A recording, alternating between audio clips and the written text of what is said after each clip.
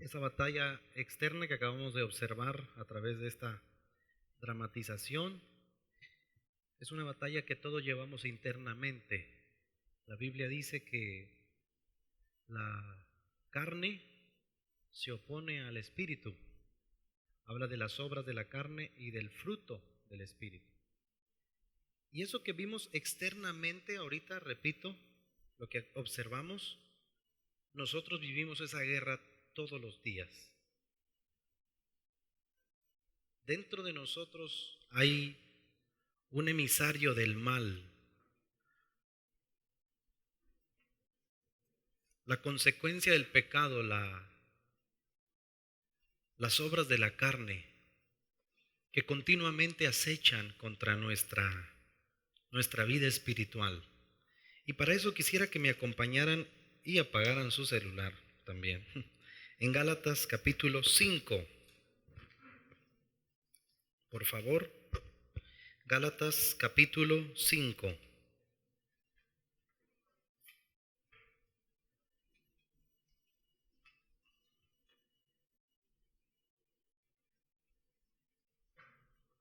Cuando lo tengan, dicen un fuerte amén. Gálatas 5, versículo 16.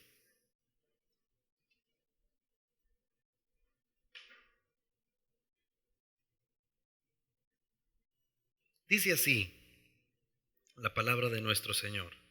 Gálatas 5, 16.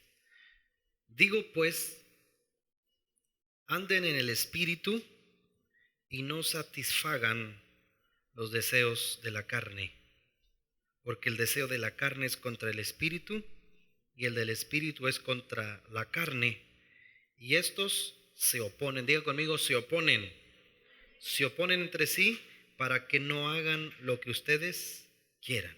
Si volvemos al versículo 16, dice, digo pues, anden en el Espíritu y no satisfagan los deseos de la carne. Anden, andar. El verbo andar dice, anden en el Espíritu, y curiosamente no dice, y no anden en la carne. Dice, no satisfagan los deseos de la carne. Anden en el Espíritu. Y a manera de introducción quisiera decir que el Espíritu siempre nos va a llevar, por eso usa el término anden. El Espíritu Santo siempre nos va a llevar a crecer, a fructificar, a desarrollarnos, a avanzar. Sin embargo, la carne no avanza. Las obras de la carne solo nos van a hundir, nos van a sumergir en aspectos tan tenebrosos, de tal manera que podemos terminar estancados, porque todo aquel que practica las obras de la carne termina siendo una persona estancada, porque las obras de la carne no nos hacen avanzar, nos hunden, nos sumergen, nos llevan a lodo cenagoso, donde nuestra vida espiritual termina por marchitarse. Hay una lucha continua, ¿verdad? Quiero que veamos cuáles son las obras de la carne según la palabra de Dios. Dice el versículo 19, y manifiestas son las obras de la carne, que son adulterio, fornicación, inmundicia, lascivia, idolatría, hechicerías, enemistades, pleitos, celos, iras, contiendas, disensiones, herejías, envidias, homicidios, borracheras, orgías y cosas semejantes a estas. O sea, hay muchas más, pero cosas semejantes a estas, acerca de las cuales los amonesto, como ya se los he dicho antes, que los que practican tales cosas no heredarán el reino de ¿quién? Padre, te damos gracias por lo que tú nos vas a enseñar, porque tú siempre tienes una palabra adecuada para nosotros, y porque tú, Señor, has permitido que en este momento, en esta casa, podamos compartir esta parte de tu palabra para edificación, para confrontación y para edificación de nuestras vidas. Permite tener sensibilidad cada uno de nosotros y que esta semilla caiga en buena tierra y pueda dar un fruto que permanezca, fructifique y resplandezca, Padre. En el nombre de Cristo Jesús. Amén. Nosotros o manifestamos las obras de la carne o manifestamos los frutos del Espíritu, que es lo que vamos a ver más adelantito. Sin embargo, es muy interesante comprender que las actitudes que vienen acompañadas del pecado, los comportamientos, las obras que menciona, son obras de destrucción. Un matrimonio con celos, una familia donde hay contiendas, donde hay iras, donde la propia persona está inmiscuida en estos comportamientos, termina por destruirse. Nosotros queremos construir, pero no podemos construir en base al humanismo, en base a nuestras propias fuerzas. Lamentablemente estamos en una cultura actual en la que hay una manera de hacer que el hombre tenga una supremacía, una exaltación a la propia humanidad. Tú puedes, tú lo sabes, todo está dentro de ti, solo es cuestión que tú lo decidas. El poder está en ti. Y aunque estas frases suenan atractivas para muchas personas que están sumergidas en la falta de autoestima, sumergidas en la angustia, en la depresión, en la pobreza, etcétera, no podemos creer que nosotros solos vamos a poder. Por eso estamos aquí. Yo creo que los que estamos aquí, bueno, la mayoría, no sé si todos, pero estamos conscientes incluso de nuestras debilidades. Yo creo que los que estamos aquí estamos conscientes de que cometemos errores, estamos conscientes de que no somos perfectos, pero que queremos la ayuda de Dios, las herramientas espirituales para ser mejores personas.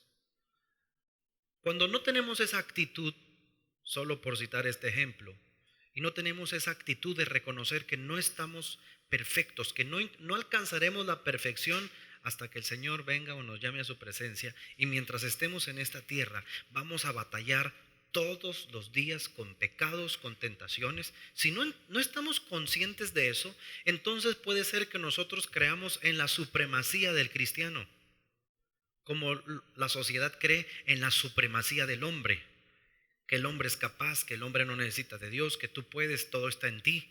Y hay creyentes que creen que todo está en ellos, pero es una credibilidad que yo le llamaría una credibilidad religiosa. Jesús contó una parábola y dijo que había un publicano y un fariseo que vinieron a su casa, a la casa de Dios.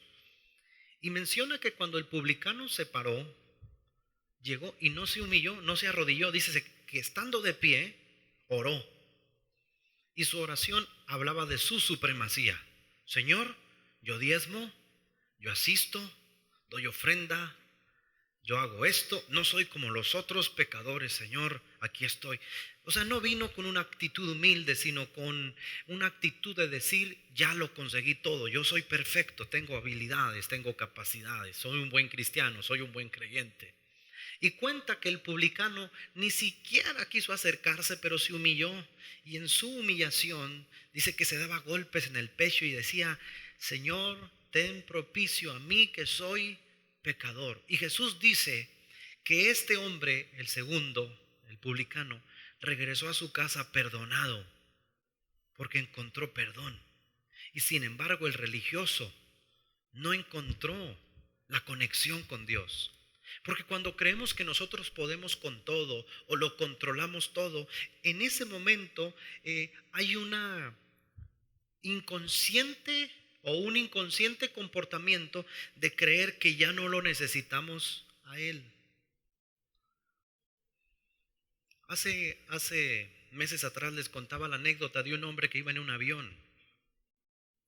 Y el avión empezó a tener turbulencias tan fuertes que parecía que iba de picada. Era un hombre creyente que iba junto con toda la tripulación. Y entonces este hombre dice, Señor, Señor, ayúdanos. Padre, ayúdanos, que no nos accidentemos, que no nos vayamos a estrellar. Padre, te pido en el nombre de Jesús. Y entonces escuchó una voz que le dijo, solamente di que el avión se enderece y se va a enderezar. Y cuando escuchó esa voz, dice, avión, enderezate. Y que cuando dijo esa palabra, se enderezó el avión.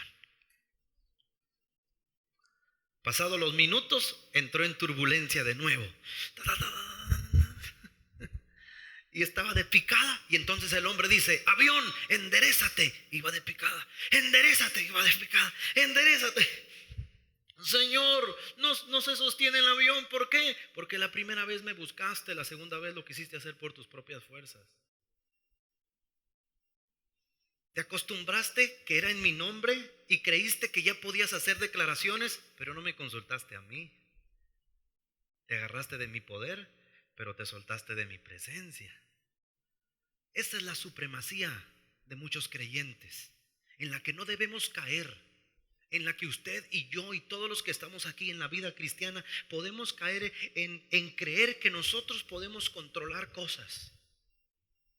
Que podemos controlar al diablo, que podemos controlar el pecado, que podemos controlar a los demonios, que podemos controlar la ira. Y todo eso en cierta medida es verdad, porque el Señor nos dio autoridad, pero no podemos controlarlo sin Él, sin su poder y sin su presencia. Necesitamos al Señor todos los días. Por eso dice la primera bienaventuranza: bienaventurados los pobres en espíritu, porque de ellos es el reino de los cielos. No está hablando de gente pobre económicamente, y aparte dice bienaventurados, dice doblemente dichosos, felices los que son pobres en espíritu. ¿Quién es un pobre en espíritu? Job es un hombre pobre en espíritu. Pedro era un hombre pobre en espíritu. Los apóstoles del Señor fueron hombres pobres en espíritu. ¿Por qué? Porque un hombre pobre en espíritu está diciendo que en esa pobreza necesita más. El que es pobre en espíritu está consciente de que no puede avanzar sin el Señor.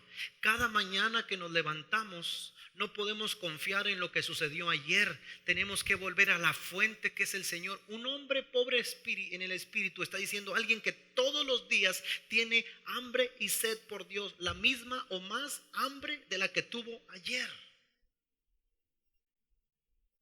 Y lamentablemente muchas personas viven por niveles si se le puede llamar así.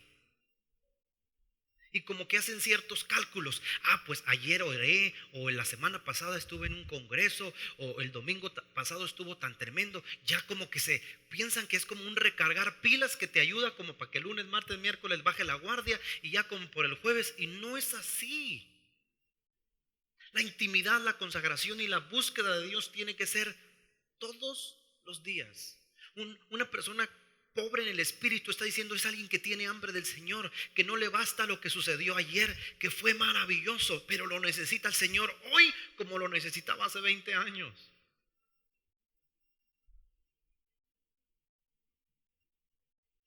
Porque si perdemos esa pequeña conexión que estoy comentando, entonces poco a poco empezamos a exaltarnos porque tenemos conocimientos, porque conocemos más la palabra, hemos tenido más experiencias con Dios, y aparentemente en el inconsciente podemos creer que ya tenemos más fuerza para resistir al enemigo. Pero Jesús en el Padre Nuestro nos dice algo al final del Padre Nuestro. Y Jesús dice cuando oren, y describe un modelo de oración, y al final dice: y no nos dejes caer en tentación y líbranos del mal. No nos dejes. Es una oración de fortaleza, de refugio, de sabiduría, de inteligencia. Ayúdanos a no caer. ¿Sí me estoy explicando? Cuando estamos leyendo las obras de la carne, algunos pueden decir: mira, yo era borracho. Mira, yo andaba fornicando antes. Mira, las situaciones, me acuerdo cuando iba con los brujos a que me leyeran la mano. Mira, aquí dice.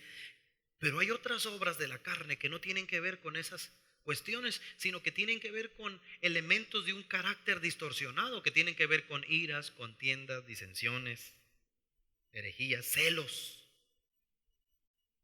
También son obras de la carne. Y las obras de la carne lo que hacen es estancar nuestro crecimiento. Ejemplo, puede que usted en la infinita gracia de Dios haya dejado las drogas, pero si no deja lo corajudo, de todas maneras está estancado. Puede que ya no se emborrache, Pero si le debe a todo mundo, al de la tiendita, al de la esquina allá, y se endeuda su palabra, empeña su palabra y no paga, pues no se emborracha, pero de todas maneras hay cosas. Entonces, en ese sentido, bendito Dios que hemos avanzado muchos en algunas cosas en las que antes pecábamos y ahora no las practicamos. Pero hay otras en las que tal vez tenemos deudas pendientes, materias por aprobar, situaciones en las que nosotros tenemos que estar conscientes de que necesitamos. Entonces, todas esas son las obras de la carne. ¿Sí me estoy explicando? Ahora, pero si vamos al 22,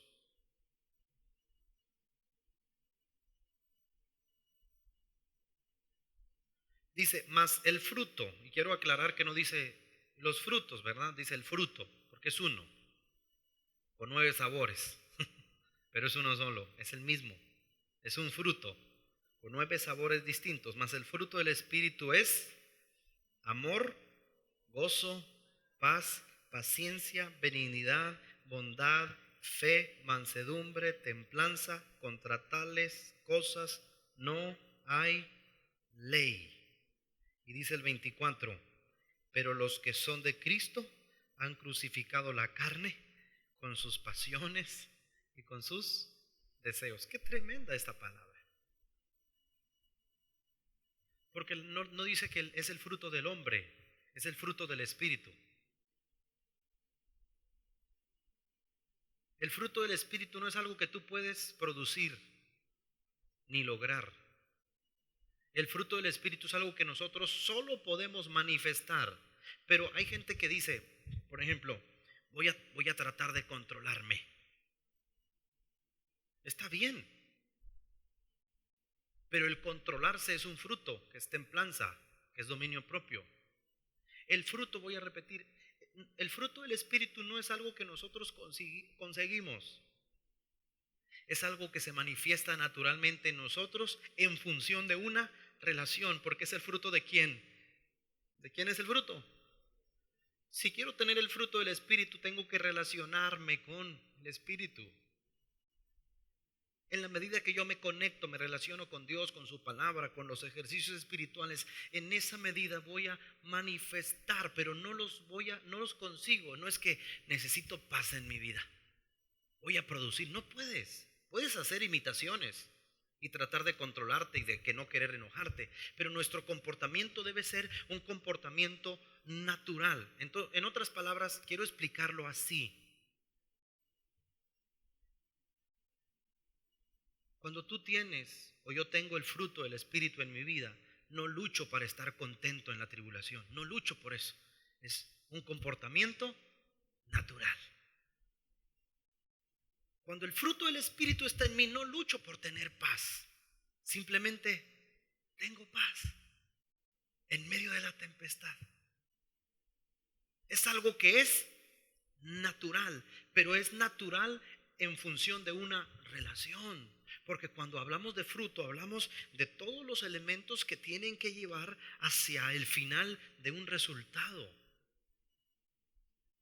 No es que alguien diga, mira, en la lista que menciona el pastor ahí en la Biblia, pues a mí como que se me da un poquito la paciencia, pero eso de la templanza a mí no, como que me falta. No son frutos separados, es un fruto. Y el que tiene ese fruto los tiene todos los sabores. Y manifiesta todos estos comportamientos de la naturaleza divina, porque el fruto del Espíritu es parte de la naturaleza de Dios. Amor, gozo, paz, paciencia. ¿Sí me explico? Es la naturaleza de Dios habitando en cuerpos humanos por el mismo Espíritu que radica y vive en nosotros. Pero no luchamos para tener paz, no luchamos para tener benignidad. Cuando estamos relacionados con Él, es algo que se manifiesta naturalmente. Ahora pregúntese usted, en el buen sentido del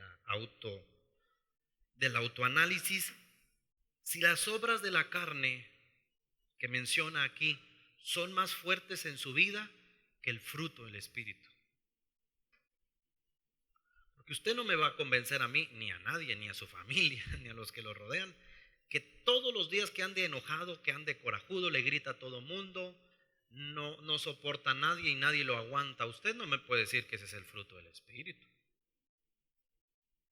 No podemos decir qué espiritual es mi mamá o mi papá o mi hijo, porque ese fruto es un fruto manifestado naturalmente. Ahora ponga atención, los frutos son 9, las bienaventuranzas son 9 y los dones del Espíritu son 9. Interesante. En la numerología bíblica el 9 tiene que ver con plenitud. El 9 viene después del 8. A veces, pues sí, pastor. Pero no, en la numerología bíblica los números tienen muchas interpretaciones en la Biblia. El número 8 significa nuevo nacimiento, por eso hasta el 8º día presentaban a los niños. El 8 representa un nuevo ciclo, por eso el 8º día en función de los días representa el primer día de la semana. 7, 8. Y el 9 tiene que ver con la madurez, la plenitud de una persona. El 9 tiene que ver con alguien completo. Por eso repito, son 9 bienaventuranzas, 9 dones, 9 frutos. Cuando tú lees el libro de Mateo capítulo 5, empieza con las bienaventuranzas. Y en esas 9 bienaventuranzas el Señor habla, dice, bienaventurados los mansos, los pobres, los misericordiosos, los que tienen hambre y sed de justicia. ¿Sí me estoy explicando? Y habla, si ponemos atención a esa lectura de Mateo 5 que termina hasta el capítulo 7, el sermón de la bienaventuranza, cuando ponemos atención, lo que está haciendo Jesús es empezar con una historia, pero con el final.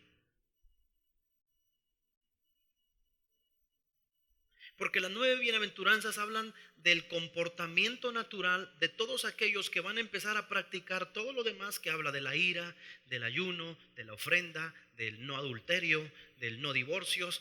Empieza el Señor a describir comportamientos, y el que lleve todo a cabo esta ética del comportamiento va a terminar siendo manso, humilde.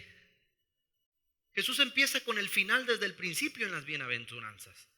Por eso son bienaventurados todos estos que tienen estos comportamientos. Pero ¿cómo consigo tener estos comportamientos? Llevando y viviendo todos estos principios que después describe, y al final estar fundados en la roca. Y cuando habla de los dones, habla de los 9 dones del Espíritu. Y lo que estamos viendo aquí son los 9 frutos.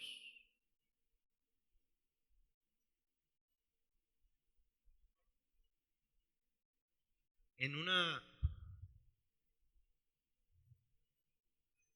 iglesia pentecostés, por así decirlo, que así a lo mejor nos pueden denominar a nosotros, como en Corinto, como la iglesia de Corinto, lo que más se espera y se predica son las manifestaciones del poder. El poder, hablar en lenguas, que haya milagros, que haya profecía, que suceda esto, interpretación de lenguas, discernimiento de espíritu. En iglesias pentecosteses, como en este sentido en la nuestra, muchos llegan a tener un sentido de sentir el poder y tener experiencias espirituales. Pero cuando vas a la Biblia, te topas con pared, no por los dones del Espíritu, sino que curiosamente gente que se murió y tenía dones del Espíritu, llega al cielo, toca la puerta y no le abren. Y cuando le llegan a abrir, dice, no puede entrar. Oye, ¿cómo? Si iba a comunidad de fe, había milagros ahí. No puede usted entrar. ¿Quién es usted? No te conozco. ¿Cómo no me conoces? Si en tu nombre echamos demonios, hicimos milagros, hubo poder en nuestras vidas, en tu nombre profetizamos, en tu nombre a través de nosotros se manifestaba tu poder. Y dice, no importa, aunque tenga dones, al infierno allá a la vuelta a la izquierda, llévenselo. Quiero que entendamos algo, porque está hablando de dones esta parte de la parábola en Mateo, y lo que nos está dando a entender es que usted puede tener todos los dones del Espíritu y aún así perderse. No sé si me estoy explicando. Pero ahí dentro de esas parábolas entra otra parábola, y donde entra los ve el maestro. A esos ni tocaron la puerta, ya tenían la puerta abierta, y les dice, vengan benditos de mi Padre. Y a los otros que entremos, y ahí van entrando.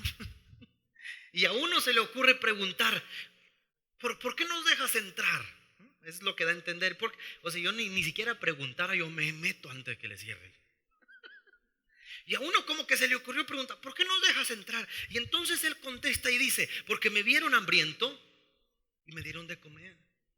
Porque me vieron sediento, me dieron de beber, me vieron en la cárcel, me visitaron enfermo y ahí estuvieron conmigo.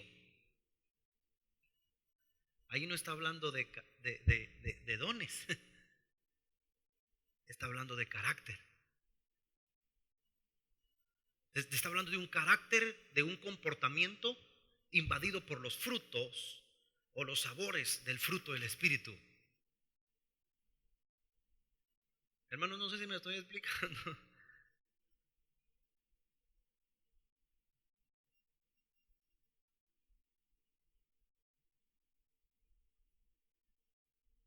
Las cosas que el Señor hace no son imposibles, porque son las que Él hace. ¿Sabes cuáles son las cosas imposibles en nuestras vidas? Voy a repetir. Las cosas que Dios hace no son imposibles, para nosotros lo son. Pero las que Él hace no son imposibles porque son de su naturaleza. Abrir un mar, que caiga fuego, que caiga comida. No son imposibles, son su naturaleza, no hay problema. ¿Saben cuáles son las cosas verdaderamente imposibles para nosotros?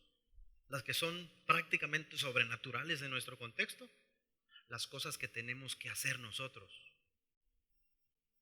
Y las cosas que Dios nos pide hacer a nosotros no son cosas que vienen de su poder, sino que vienen de nuestro carácter. Porque para muchos es más fácil pasar al altar o estar en su cuarto orando y que el Espíritu Santo venga y los llena con gracia, ¿verdad? Algunos se caen, otros se ríen, otros están ahí hablando en lenguas. Eso es lo más fácil para muchos. Lo que es verdaderamente imposible para algunos es llegar y tocar la puerta del hermano y decir, hermano, perdóneme, me equivoqué. No debía hablar de usted. Llegar con la esposa y decir, mi amor, perdóname. No es bueno que tengamos 3 días sin hablarnos. Eso es lo más difícil. Y no tiene que ver con dones, tiene que ver con carácter. Entonces, el Señor está interesado en que usted y yo tengamos dones, no tenga la menor duda, El Señor está interesado en que nosotros podamos manifestar esa personalidad de las bienaventuranzas. Pero la raíz de todos los bienes o los males es el carácter. Porque si Dios puede transformar el carácter a través de la palabra, de su palabra en nuestras vidas, cuando nuestro carácter es transformado o mudado en una nueva personalidad, entonces todo el poder que Él pueda depositar en nosotros va a ser en beneficio de los demás.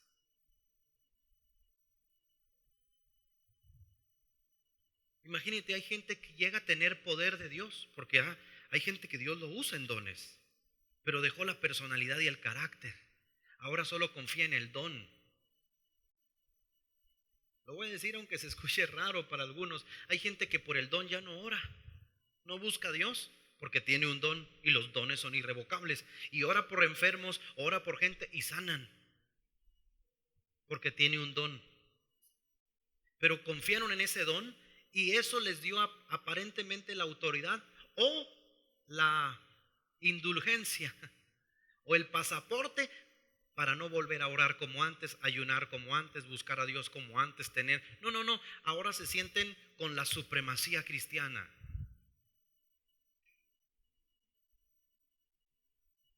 Lo más doloroso para el crecimiento y lo más difícil es tener que batallar con la arrogancia de muchos creyentes. Y esa arrogancia no es la que yo puedo decir, es la que cada uno podemos manifestar. Se lo voy a poner así para que sea una materia fácil de comprender.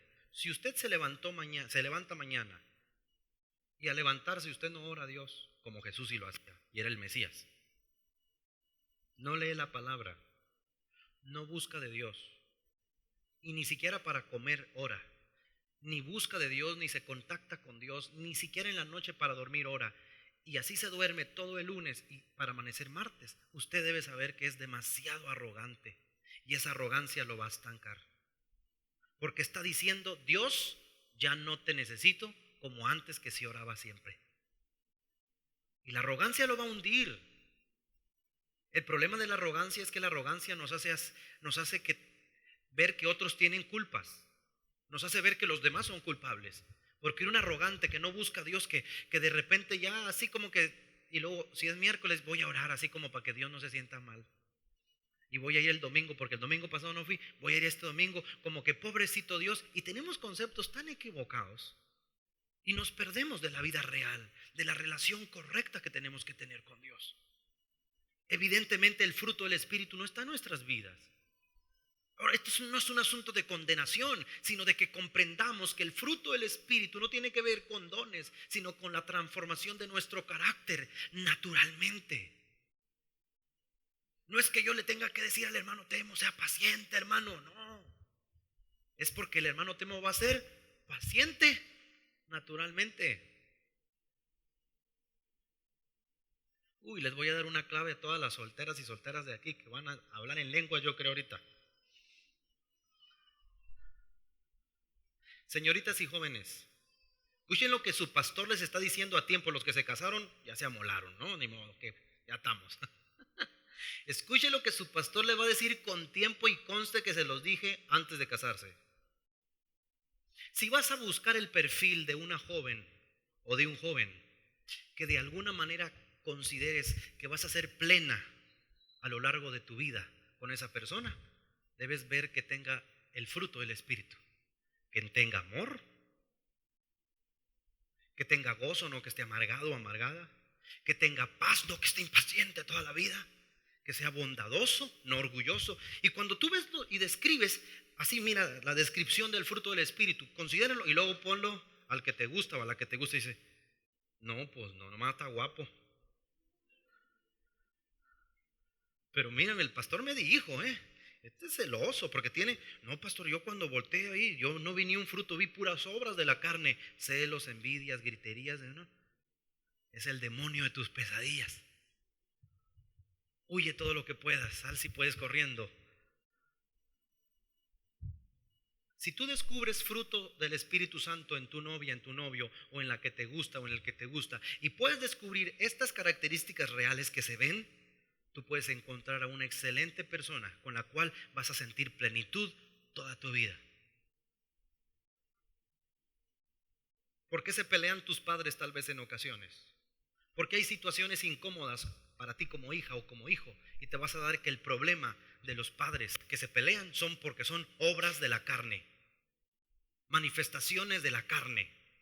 Gritería, corajes, pleitos, celos, envidias, orgullo, arrogancia, altivez, ira, y todos esos comportamientos hacen que las personas que decidieron amarse el resto de su vida no se puedan amar, porque las obras de la carne solo te llevan a dividirte de las personas que amas.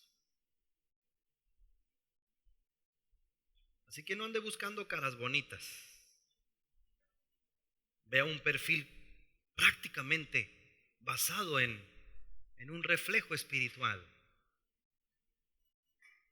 Así que cuando usted se case diga: ay pastor, es que es bien corajudo, yo no sé qué hice. Pues sí, usted lo escogió así. Quiero que se le quite el coraje. Ni Dios se lo ha quitado, usted menos. Va a haber mucha lucha. Por eso necesitamos ser transformados antes de comprometernos con alguien más. El fruto del Espíritu es amor, gozo, paz, paciencia, benignidad, bondad, fe, mansedumbre y ¿qué? Templanza. Contra tales cosas no hay ¿qué? No hay ley. Concluimos. Pastor, yo quiero tener los frutos del Espíritu. ¿Qué cree? Yo también. Ya somos dos. ¿Cómo los consigo? Con la fuente que es Dios. Solo los manifestamos estando cerca de Él.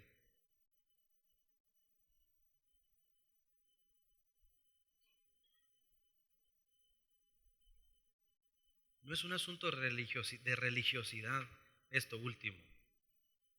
Es un asunto de principios.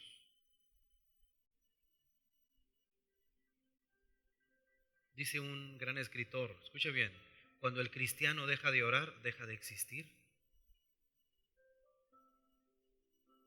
¿Saben cuál es el problema que perdemos cuando empezamos a dejar de hacer las cosas correctas o que más nos convienen? ¿O no dice la Biblia, no dejando de congregarnos? Cuando dejamos de estar con el cuerpo, cuando dejamos de estar en comunión, en coinonía con los hermanos, cuando perdemos eso, nos empezamos a enfriar.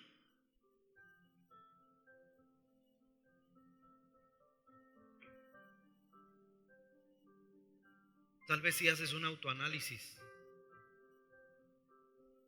de tu propia vida, el principal problema espiritualmente en donde te encuentras es por todo lo que has dejado. ¿O no dijo el Espíritu a la iglesia? Tengo esto contra ti, que has dejado tu primer amor. Lo dejaron.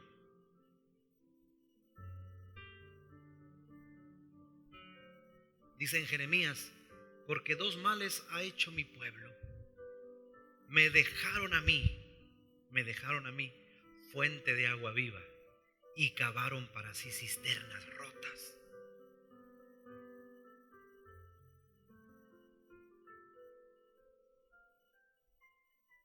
Dios no te está vigilando, Él solo te observa, Él me observa a mí. Y Jesús dijo, por sus frutos, eso sí, ahí pronunció frutos, los conoceréis.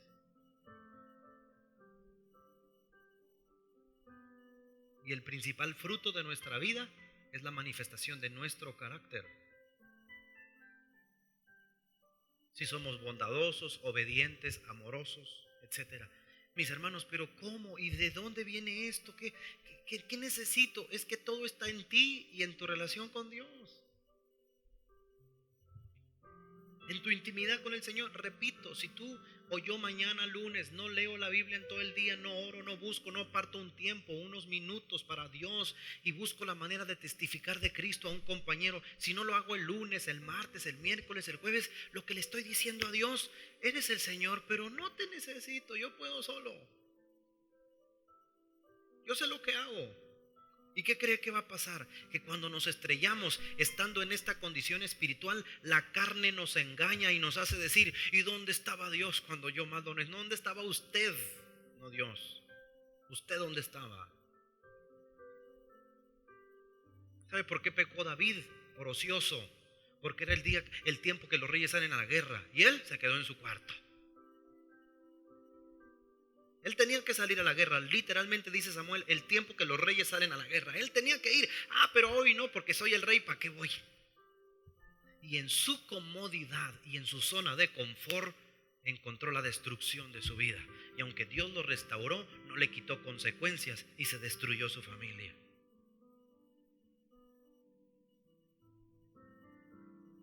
Moraleja, para terminar.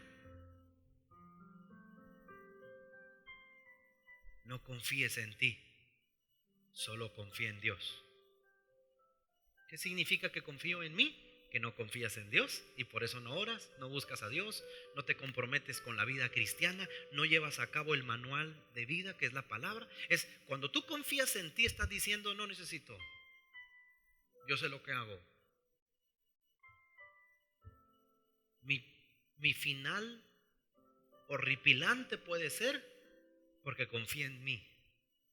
Porque ¿qué dice el mundo? Tú sigue lo que dicta tu corazón. ¿Y qué dice la Biblia? Engañoso es el corazón más que todas las cosas.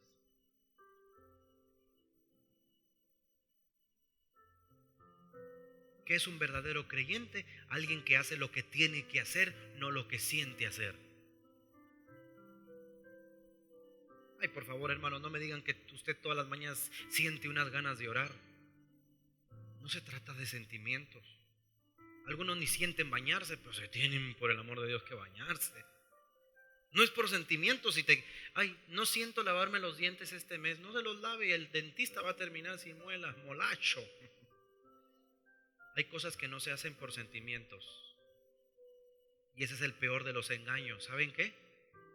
estoy terminando, en muchas veces nos engañaron o nos dejamos engañar o nos autoengañamos creyendo que la vida cristiana es por sentimientos. Oro cuando siento, voy a la iglesia cuando siento, diezmo cuando siento, busco a mi esposa para pedirle perdón cuando siento, y todo es cuando siento. Déjele la vida cristiana a sus sentimientos y verá qué papalote sin rumbo va a terminar su fe. La vida cristiana no es de sentimientos. Ya está escrito lo que tenemos que hacer, con o sin sentimientos. ¿Qué no dice? Si traes tu ofrenda al altar y te acuerdas que tu hermano tiene algo contra ti, ve y reconcíliate. No dice, si sientes, pues vaya a reconciliar. Es que no siento pedir perdón. Si no se tiene que hacerlo. Es que no siento orar. Váyase a orar. Es que no sé cuando leo porque la gente dice, es que empiezo a leer, no le entiendo nada y como que me da sueño. Tiene que leerla. No se trata si siente. Es que si siento testificar, tiene que testificar de Jesús, tengo que hacerlo. Eso es carácter. Cuando el Señor modifica y transforma nuestro carácter, nos hace nuevas personas, renovados.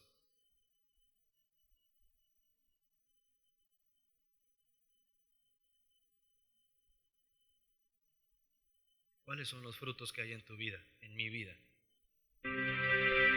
Santo, santo, santo. Para que se ponga tensa la cosa. ¿Sabe que Dios le ama mucho a usted? ¿Sí lo sabe eso? Dios le ama mucho. Dios me ama. Dios nos ama a todos. Y por amor Él quiere ver nuestro crecimiento y nuestra transformación. Y sabe que nuestra transformación en ocasiones puede ser dolorosa, pero es mejor que sea dolorosa en ese proceso a que no queramos tocar esa área de nuestra vida y dejarnos marchitar la vida espiritual.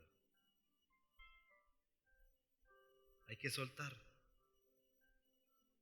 Hay cosas que has dejado de hacer que tendrías que volver a hacer. Es como un reinventarte con la palabra de Dios. El Señor te ama. Y como le dijo Jesús a aquella mujer, ni yo te condeno. Vete y no peques más. Pero es un fruto con 9 sabores. Y si estamos con Él, vamos a manifestar este comportamiento natural en los hijos de Dios. Cierra tus ojos un momento. Gracias, Señor, gracias, gracias, te adoramos. Bendecimos tu nombre, Señor, por este hermoso tiempo. Puedes hablarle al Espíritu.